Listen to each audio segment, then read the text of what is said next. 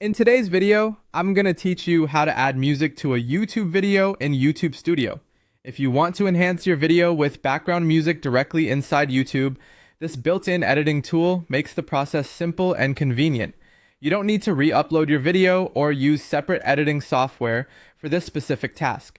Everything can be done right from YouTube Studio, and I'll walk you through it in a clear and easy way. Start by opening YouTube Studio. Once you're inside the dashboard, look for the content section and click on it. This is where all of your uploaded videos are stored, so it's the place you'll go whenever you want to manage or edit a video already on your channel. From your list of videos, find the one you want to update. Click directly on the video title or the thumbnail to open its details.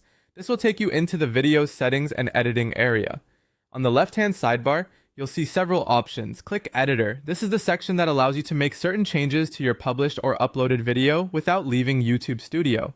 Once you're in the editor, look for the audio row, which is marked with a music note icon next to that row. Click the option that says Add a Track. This opens YouTube's audio library tools where you can browse music that's available for use. At this point, you can either search for a specific type of audio or sample different tracks to hear how they sound.